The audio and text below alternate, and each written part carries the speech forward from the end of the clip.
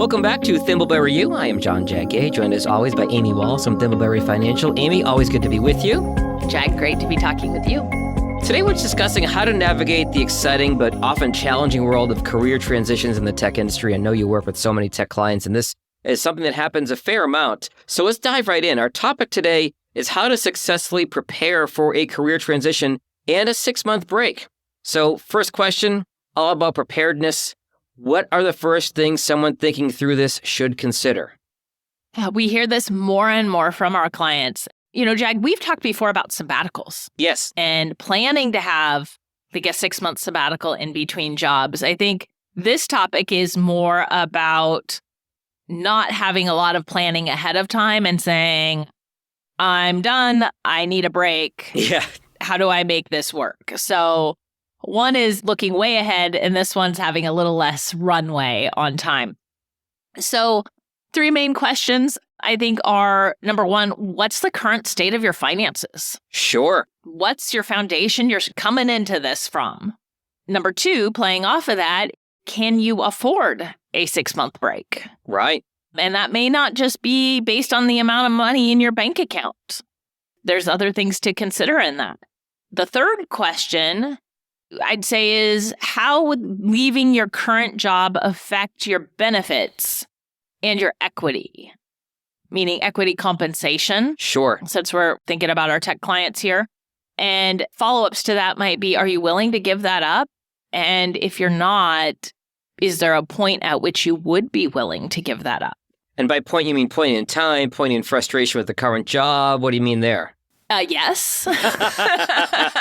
Both play a role, right? Point in time, I think, is the first one, so we can try to look ahead and have a point in time and be more thoughtful and intentional about this. But as time goes on and if frustration continues to build, I think that point where the frustration's big enough that waiting for X amount of money in equity compensation may not feel right any longer. Yeah, how do you strike that balance? So let's talk about these. Anyone making a big financial decision should have an idea of their financial situation. Talk to us about what specifically someone is looking for in answering that question of what's the current state of your finances? Fair question. So it's taking stock of everything, and it's doing it without judgment, without assumptions as to what things will be. It's the current state. And this sounds easier than it is for many people, because it's easy to not like something in your financial situation. We can say health, whatever the case may be. And instead of sitting with that piece to jump and try to edit, well, that's going to be different because of X, Y, and Z. So how much money is in the bank in savings accounts? How much is in your investments, and what kinds of accounts are they in? And that's going to play a big role, because if we're talking about a 6-month break and you're 35 years old, well, your retirement accounts aren't going to help you in this. Right. What does your debt look like? Do you have debt at higher interest rates? Are you someone who has student loans that are about to come back on track to be paid, and you're not thinking about that you haven't been paying those?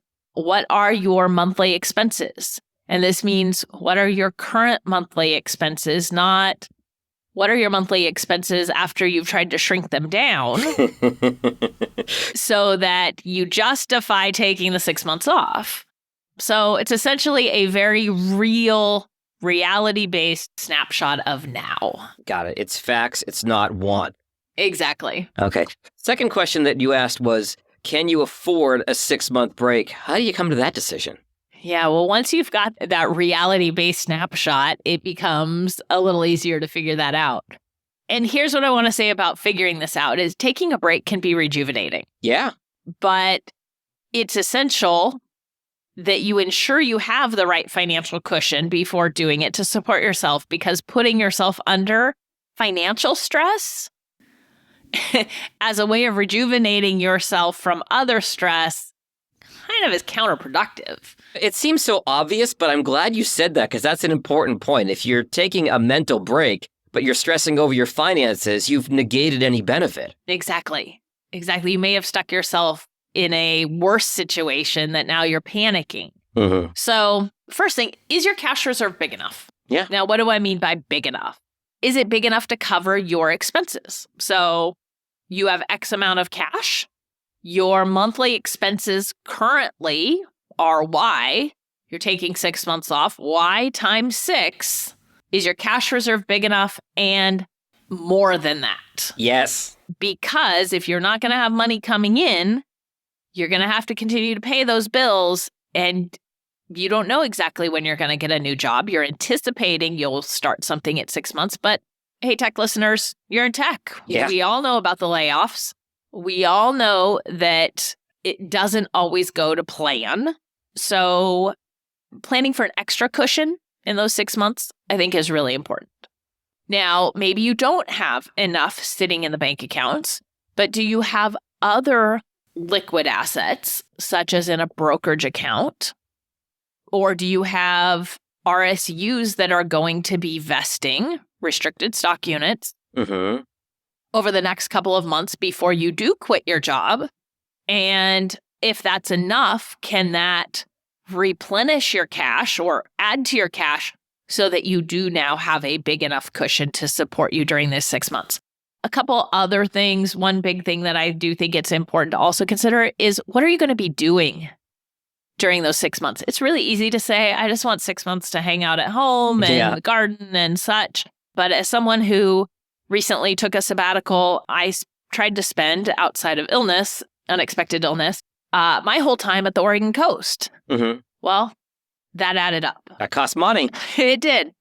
And so just being realistic about what you're going to be doing. And for me, just in 1 month, I wanted to be at the coast. I wanted to be at the lake. I wanted to do some projects around the house. All of those things essentially were going to cause me to spend in ways I don't normally spend. That time you'd normally be spending at work, you're now spending on doing all the things, as they say. Exactly. All right. So you also mentioned up the top, Amy, how will leaving your current job affect your benefits and equity? Are you willing to give that up? And if not now, is there a point at which you're willing? Talk to us about what goes into that decision. Yeah. So the amount of equity compensation that vests in a year for our tech clients or anyone who has equity compensation is going to be different this year than it was last year and different than it's going to be next year. Sure. It may vest on a monthly basis or a quarterly basis or once a year. So if we're sitting here in October and I have $200,000 of RSUs vesting in the upcoming April, am I comfortable waiting until after they vest in April to make the switch in order to capture that money? Yeah. Or am I so eager to go and be done that I'm willing to give up that $200,000? Sure. Does that feel different if it's now December instead of October and I only have 4 months to wait? Or does that feel different if it's now June and I just had $200,000 vest and I'm looking ahead and saying there's 10 months till my next 175 or 225,000? It completely depends. I was waiting for that line. It does depend. Yep.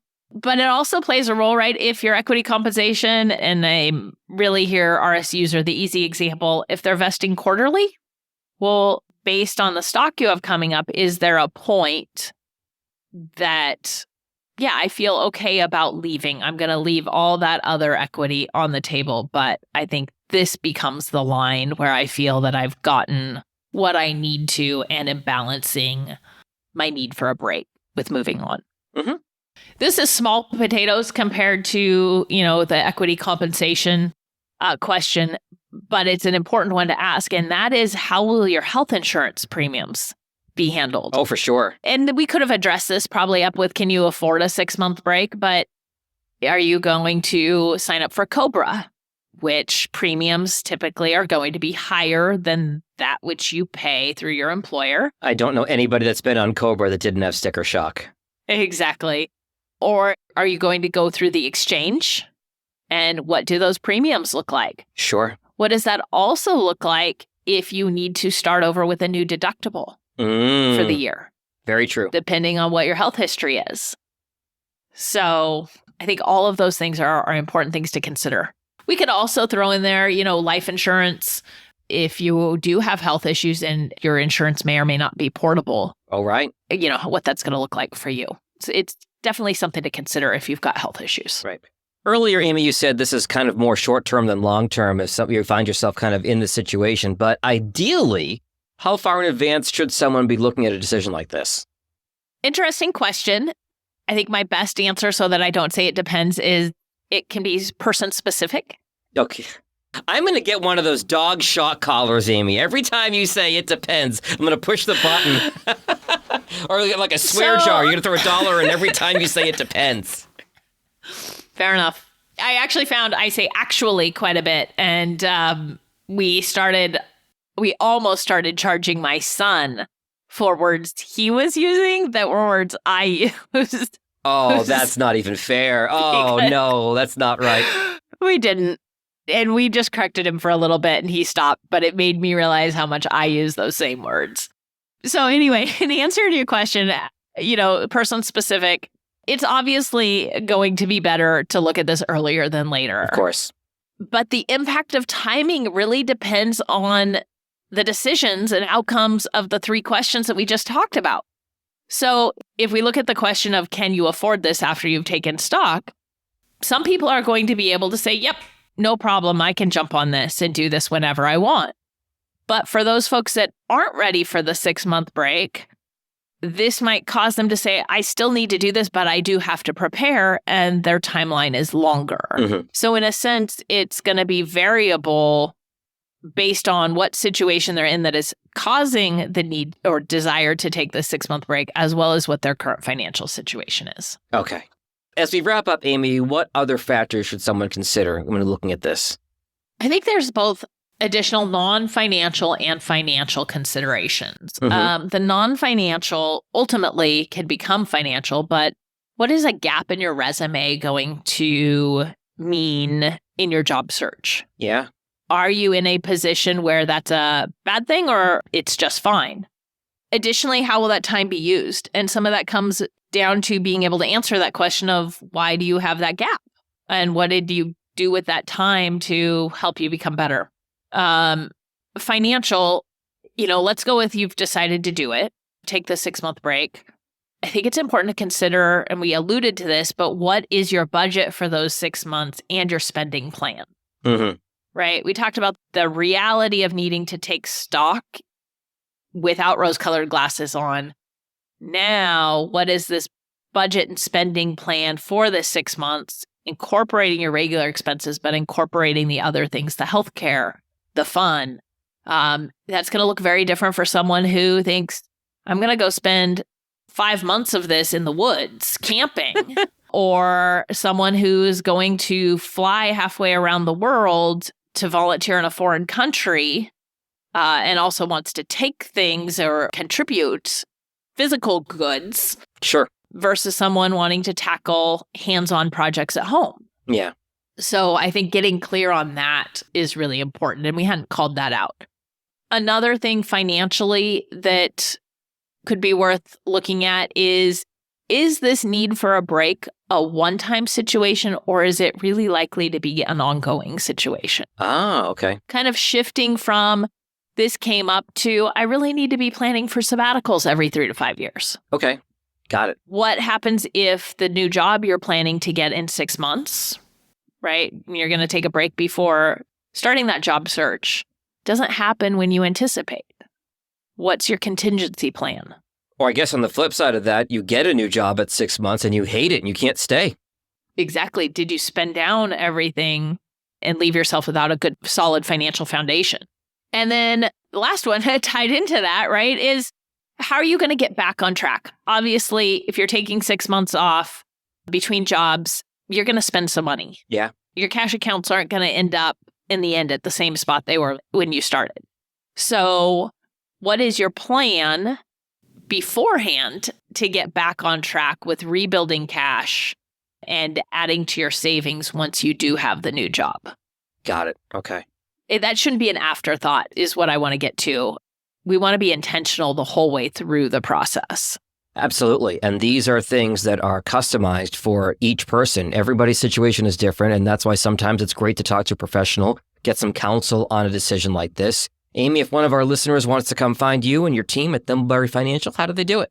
They can find us online at thimbleberryfinancial.com or by giving us a call at 503-610-6510. Lots of food for thought today, as always, Amy. We'll talk again soon. Sounds great, Jack. Talk to you then. Securities offered through registered representatives of Cambridge Investment Research, Inc., a broker-dealer member FINRA SIPC. Advisory services through Cambridge Investment Research Advisors, Inc., a registered investment advisor. Cambridge and Thimbleberry Financial are not affiliated. Discussions in this show should not be construed as specific recommendations or investment advice. Always consult with your investment professional before making important investment decisions. Securities offered through registered representatives of Cambridge Investment Research, Inc., a broker-dealer member FINRA SIPC. Advisory services through Cambridge Investment Research Advisors, Inc., a registered investment advisor. Cambridge and Thimbleberry Financial are not affiliated.